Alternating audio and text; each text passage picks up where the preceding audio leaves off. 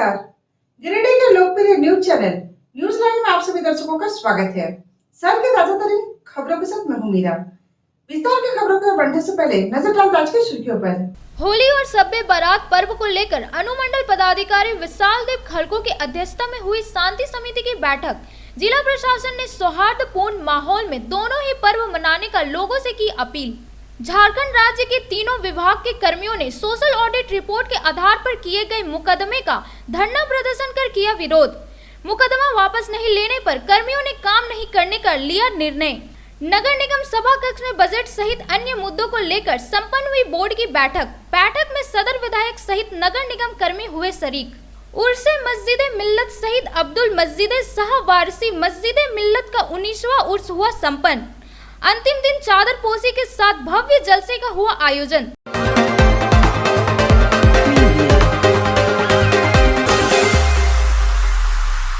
आगामी आने वाले पर्व होली और शब बारात पर्व को लेकर नगर थाना सभागार में शनिवार को अनुमंडल पदाधिकारी विशाल देव खलको की अध्यक्षता में एक शांति समिति की बैठक संपन्न हुई।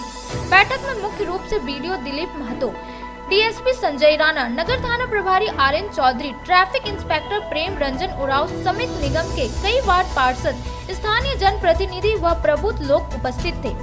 इस दौरान शांति पूर्वक और भाईचारे के साथ दोनों पर्व मनाने को लेकर विशेष रूप से चर्चा की गई।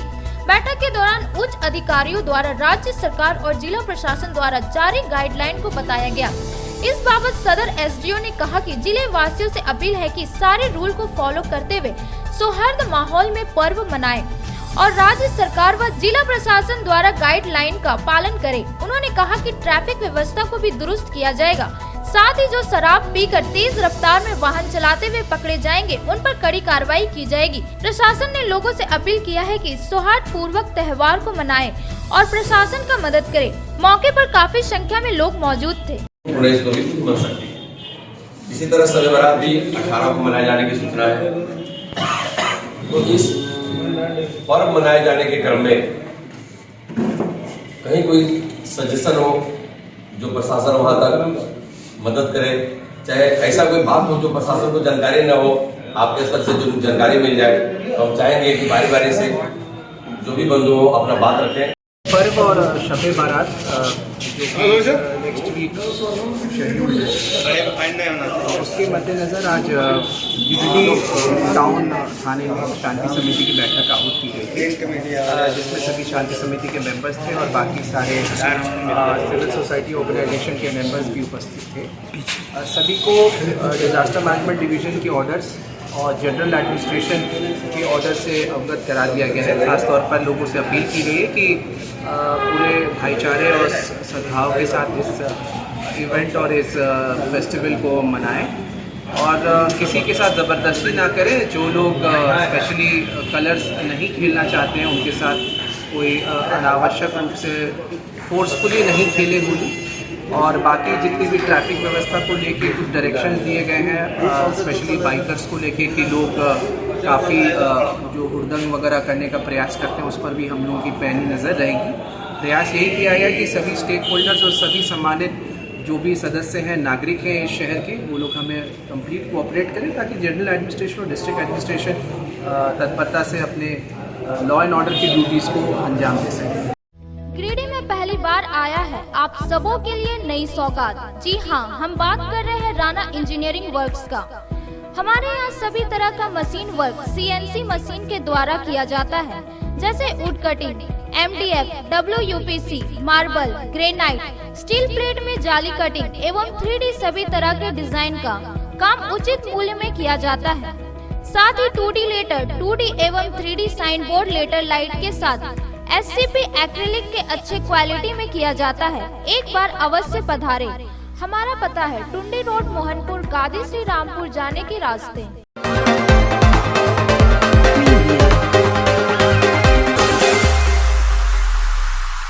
झारखंड राज्य पंचायत सचिव संघ, जन सेवक संघ, रोजगार और सेवक संघ के संयुक्त तत्वाधान में जिला शाखा गिरिडीह के आह्वान पर शनिवार को पहले से तय कार्यों के अनुसार समाहरण न्यायालय परिसर में सामूहिक धरना प्रदर्शन किया गया। धरना प्रदर्शन में 100% कर्मियों की उपस्थिति देखने को मिली। वहीं जिले के मुख्य प्रतिनिधियों ने भी धरना प्रदर्शन में बढ़ चढ़कर हिस्सा लिया।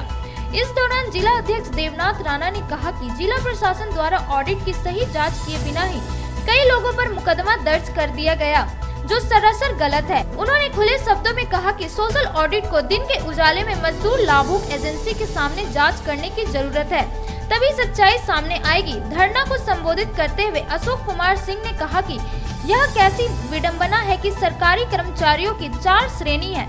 जमीन स्तर पर वर्ग 2 एवं 3 एक साथ योजना का कार्यान्वयन करते हुए वहीं वर्ग 2 के पदाधिकारी जांच कर संतुष्ट होने के बाद किसी प्रकार की त्रुटि होने पर क्षेत्रीय कर्मी वर्ग 3 पर मुकदमा दर्ज करते हैं। ऐसी परिस्थिति में वीडियो पर भी मुकदमा दर्ज किया जाए, लेकिन ऐसा नहीं किया गया। धरना के दौरान निर्णय लिया गया कि मुकदमा को वापस नहीं लेने और संतोषजनक वार्ता नहीं होने पर 15 मार्च से तीनों विभाग के क्षेत्रीय कर्मी और मुखिया कोई सरकारी कार्य नहीं करेगा। मौके पर रूपलाल महतो, लखन प्रसाद रजक, अशोक गोप, विनोद विश्वकर्मा, लखन लाल पंडित सहित काफी संख्या में प्रधान प्रतिनिधि उपस्थित थे। के जांच के आधार पर मुकदमा दर्ज किया गया है, जिसमें मुखिया, पंचायत सचिव, रोजगार सेवक का भी बनाया गया है और उन 15 पंचायतों का जांच रिपोर्ट मेरे पास है।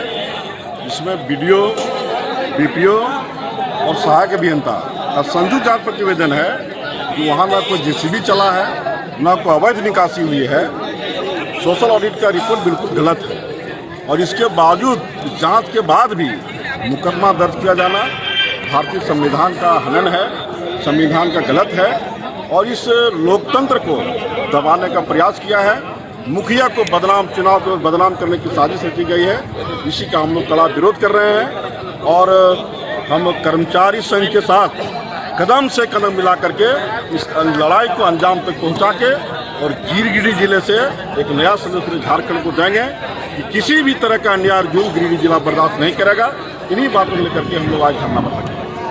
गिरिडीह समाहरणालय में चंद भ्रष्ट पदाधिकारी के इशारे पर जो हमारे पूर्व के उपायुक्त थे, उनके निर्देश पर 45 निरीह सम्मानित मुखिया, रोजगार सेवक, पंचायत सचिव और जनसेवक के विरुद्ध प्राथमिकी दर्ज किया गया।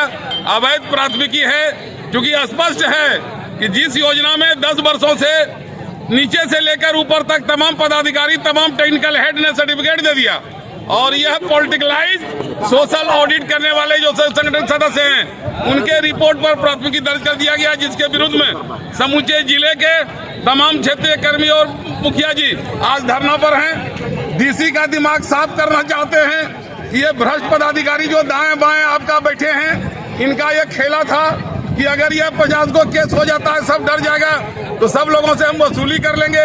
ये कभी यहाँ संभव नहीं है।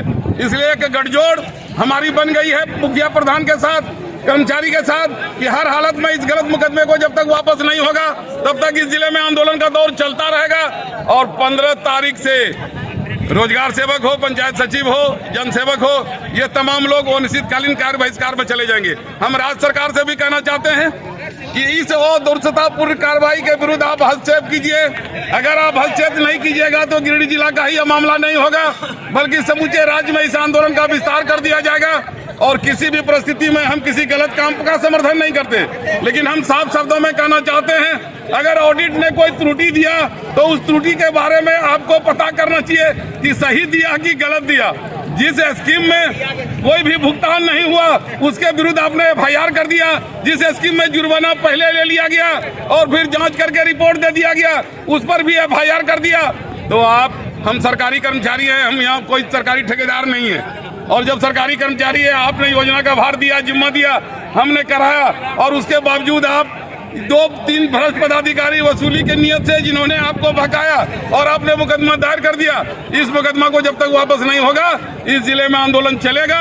इसी मुद्दे को लेकर आज सभी कर्मचारी और मुखिया इस जिले के यहाँ आज धरना में बैठे हैं। आयुष्मान भारत प्रधानमंत्री जन आरोग्य योजना के तहत एक परिवार को 5 लाख रुपए तक का मुफ्त स्वास्थ्य बीमा दिया जा रहा है। इस योजना के तहत श्री विश्वनाथ नर्सिंग होम में इलाज की सुविधा उपलब्ध है।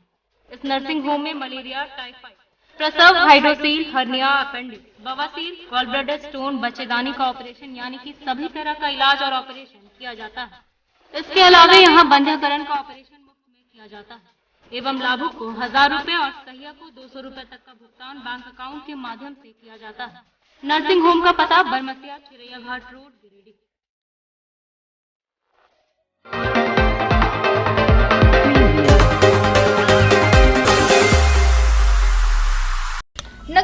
सभा कक्ष में शनिवार को वर्ष 2022-23 के बजट समेत अन्य मुद्दों को लेकर बोर्ड की बैठक आयोजित की गई। बैठक में सबसे पहले मुख्य रूप से नए सत्र में काम को लेकर 569 करोड़ रुपए की बजट सर्वसम्मति से पास हुआ। बैठक के दौरान अन्य कामों का टेंडर कर उसे पूरा करने की बात कही गई। इस बाबत उप महापौर प्रकाश राम ने बताया कि बजट समेत कई महत्वपूर्ण कार्यों की प्रगति को लेकर इस बैठक का आयोजन किया गया।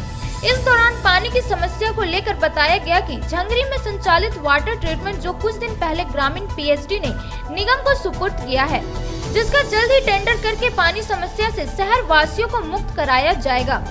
इसके अलावा बैठक के दौरान चापाकल मरम्मती को लेकर नए सिरे से टेंडर करने की बात कही गई। नगर निगम में योजनाओं के क्रियान्वयन एवं पर्यवेक्षण हेतु स्थायी रूप से एक कार्यपालक अभियंता को सहायक अभियंता एवं 6 कन्या अभियंता की नियुक्ति हेतु नगर विकास विभाग को पत्र निर्गत करने पर भी विचार विमर्श किया गया। मौके पर विधायक सुदीव्य कुमार सोनू, प्रभारी नगर आयुक्त रोहित कुमार सिंह, मंजूर आलम, वार्ड पार्षद समेत निगम कर्मी बैठक में मौजूद थे। योजना का पर्यवेक्षण और कार्यान्वयन ठीक ठाक से हो सके। इसके अलावा जो अभी 4 महीने का वाटर ट्रीटमेंट प्लांट में काम कर रहे मजदूरों का जो वेतनमान बाकी था उसको भी भुगतान करने के लिए कहा गया है। लोगों से मांगा गया है कि आप जितना जल्दी आप अपना अकाउंट नंबर उपलब्ध कराएंगे आपका भुगतान कर दिया जाएगा। और इसके अलावा हमारे कुछ कर्मचारी हैं जिसका पीएफ का पैसा अभी तक नहीं गया है, उसकी भी बात हुई। हमने कहा निर्देश दिया है कि त्वरित गति से और जो बकाया कि अभी अगला बैठक अभी सभी सम्मानित वार्ड पार्षद हम लोग बैठेंगे और जो जो योजना को प्राथमिकता मिलनी चाहिए उसको हम लोग लिस्टिंग करते हुए और एस्टीमेट बनाकर विभाग को भेजेंगे ताकि ज़्यादा से ज़्यादा काम हमारा हो सके। यह बहुत ही अच्छे ढंग से बैठक संपन्न हुई।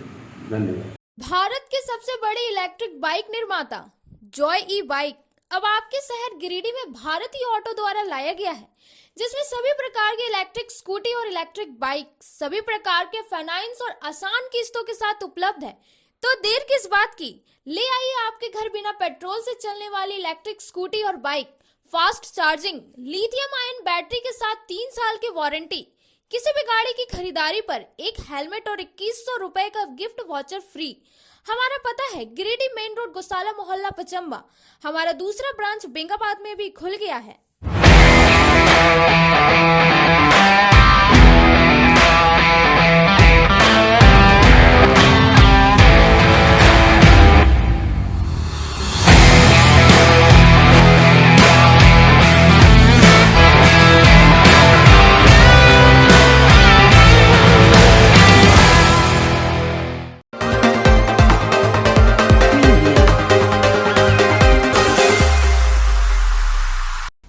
मस्जिद मिल्लत सैयद अब्दुल मस्जिद शाह वारसी मस्जिद मिल्लत अल्लाह रहमा का 19वां उर्स संपन्न हो गया। उर्स में मस्जिद मिल्लत जुलूस के साथ चादर पोशी और भव्य जलसे के साथ उर्स संपन्न हुआ, जिसमें दूसरे राज्यों से भी लोगों ने उर्स में शिरकत की। इस उर्स में सभी धर्मों के लोग शरीक हुए और मस्जिद मिल्लत से अपनी मुरादों को पूरा होने की कामना की।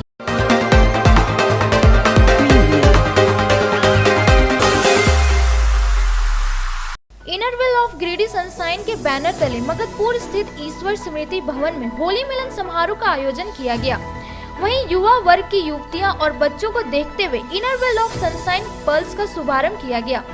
इनरवेल ऑफ सनशाइन की चेयरमैन पूनम ठाकुर, सीजीआर सरिका साहा, स्थापक पूनम साहे, अध्यक्ष रंजना बगेड़िया के द्वारा इस नए क्लब का शुरुआत कर इनसे जुड़े युवतियों का उनका प्रभार दिया गया। कार्यक्रम के बाद सभी ने बड़े ही धूमधाम से होली मिलन समारोह में रंग गुलाल लगाकर होली का लुत्फ उठाया। मौके पर प्रीति, त्रिशा झुंझुनवाला, प्रियंका सिंह सहित कई लोग मौजूद थे। आज 12 मार्च 2022 को मेरे जिंदगी का एक बहुत महत्वपूर्ण दिन है, क्योंकि 8 महीने पहले हमने गिरिडीह इनरवेल क्लब गिरिडीह सनशाइन का निर्माण किया और उसी 6 महीने के अंतराल पर हमने इनरवेल क्लब गिरिडीह पल्स का निर्माण किया, जो कि हमारे शहर के यंग जनरेशन बच्चियाँ हैं, जो कि हम लोगों को एक नया रूप देंगी, इनरवेल के प्लेटफॉर्म को एक नया आयाम देंगी, क्योंकि यंग जनरेशन की सोच आज हम लोगों से दूसरे मुकाम पर पहुंच चुकी है और हम चाहते हैं कि हम लोगों के बाद वो इस शहर को अपने इनर व्हील प्लेटफॉर्म से आगे ले जाएं, और उसी का आज पदस्थापना समारोह था, जिसके लिए हमारी डिस्ट्रिक्ट चेयरमैन डिस्ट्रिक्ट 3 to 5 से मुजफ्फरपुर शहर से यहाँ आई हैं। उनके साथ देवघर इनर व्हील क्लब की CGR सारिका शाह भी आई हैं, और उन्होंने सारे मेंबर्स को पिन पहनाकर प्रेसिडेंट को कॉलर पहना के उनका इंस्टॉलेशन किया और उस क्लब को एक संवैधानिक तरीके से डिस्ट्रिक्ट में एंटर कराया।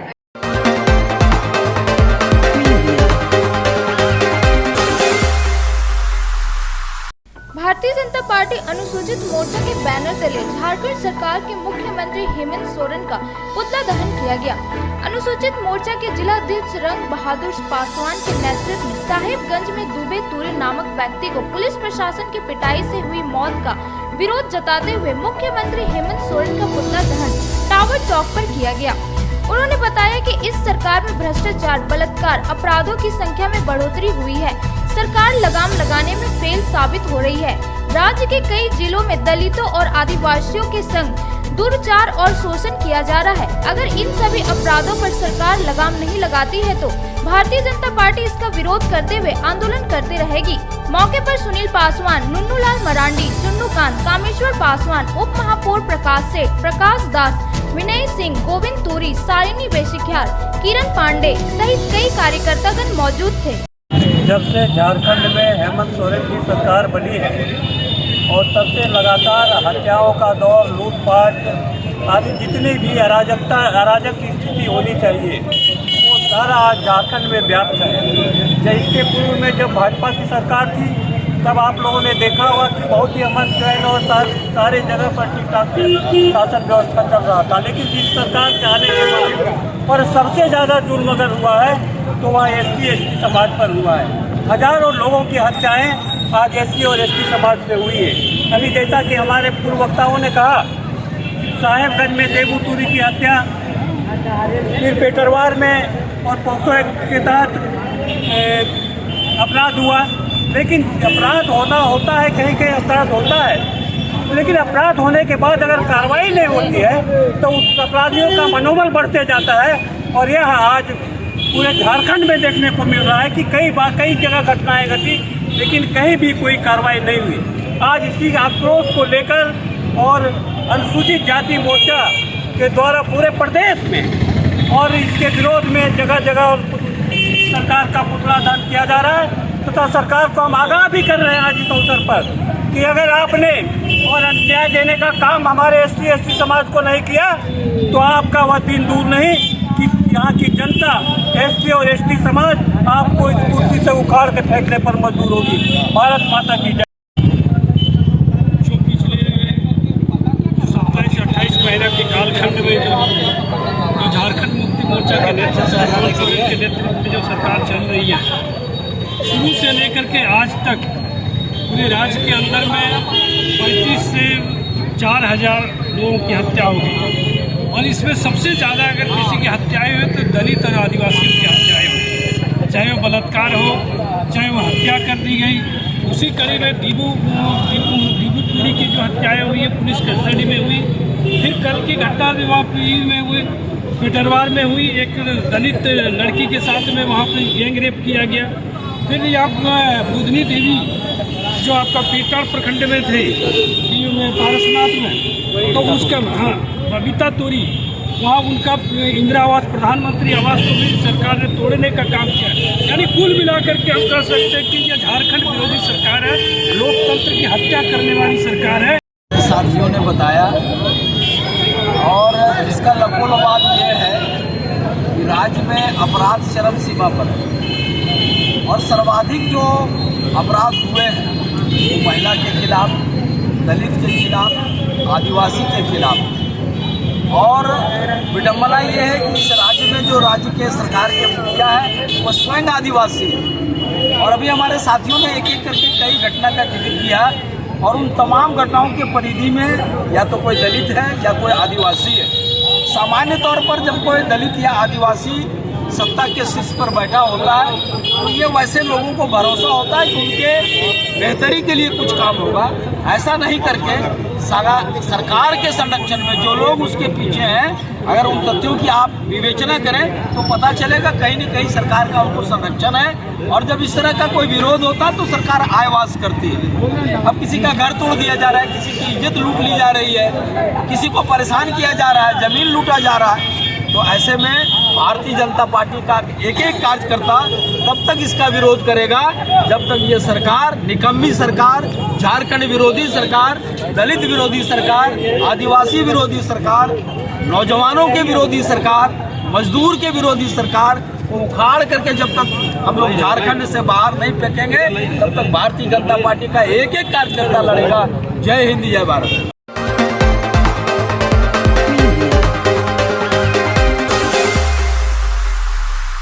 बेंगाबाद में सुन चंपल सुन तारा के गीत के साथ बेंगाबाद बाजार से भाजपाइयों ने जुलूस निकाला। यूपी, उत्तराखंड, गोवा व मणिपुर समेत 4 राज्यों में बीजेपी के पूर्ण बहुमत से जीतने पर रंग गुलाल लगाकर डीजे के साथ विजयी जुलूस निकाला। बेंगाबाद के वन विश्रामागार से विजयी जुलूस निकालकर पूरे बेंगाबाद चौक का भ्रमण किया। वहीं डीजे पर जमकर थिरके भाजपाई। इस जुलूस में जय श्री राम, भारत माता की जय, मोदी योगी जिंदाबाद के नारे लगाए गए। इस मौके पर राम प्रसाद यादव, सुधीर शर्मा, संदीप गुप्ता, टिंकू वर्मा, राजेश दास सहित काफी संख्या में भाजपाई मौजूद थे।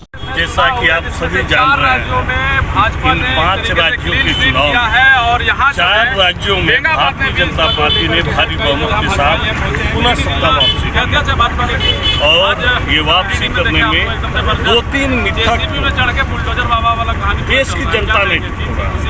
पहला जो जातिवाद था, लोग कहते थे कि जातिवाद के बिना सत्ता में नहीं आ सकते हैं, मोदी जी और योगी जी ने अपने कार्यों से दिखा दिया। आज पूरे भारतवर्ष राष्ट्र शक्ति के साथ खड़े हैं। भारतवर्ष की आम जनता ने जान चुकी है कि भारत की जनता एक सुरक्षित हाथों में है। वह सुरक्षित का वो महामानव नरेंद्र मोदी है। मैं उत्तर प्रदेश के साथ साथ 4 जो विधानसभा है उनको जीत के लिए मैं लोकप्रिय प्रधानमंत्री नरेंद्र भाई मोदी, लोहपुर अमित शाह, रक्षा मंत्री राजनाथ सिंह को मैं तहे दिल से बधाई देना चाहता हूँ और मैं कहना चाहता हूँ कि जीत ने 2024 की जीत को सुनिश्चित कर दिया है। आने वाला दिन में राष्ट्र विरोधी ताकत प्रस्त हुए हैं और राष्ट्र की शक्ति उभार हुआ है। इसलिए मैं चाहूँगा कि भारतीय जनता पार्टी विश्व गुरु की ओर।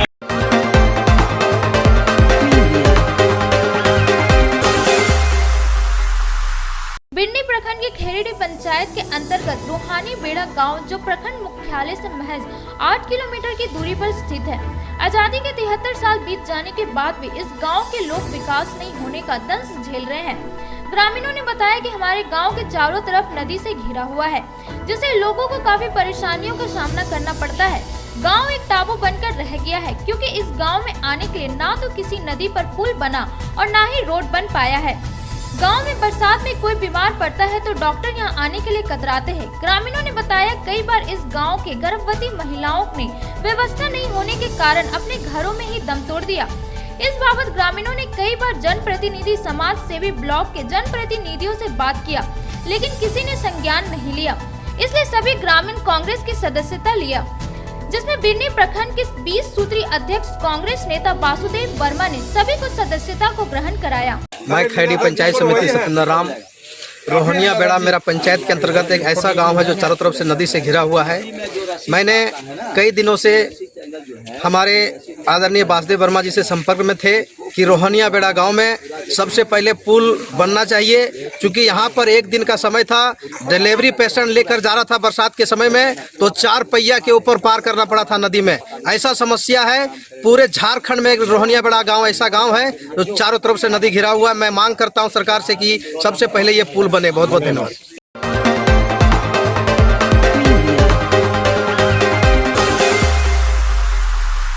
देवरी के जमखोखरों में प्रयास संस्था के द्वारा एक कार्यक्रम चलाया गया, जिसमें गांव के सभी बच्चों को संस्था की तरफ से 1 घंटे का समय प्रत्येक दिन बच्चों को निःशुल्क शिक्षा प्रदान करने के लिए संकल्प लिया है।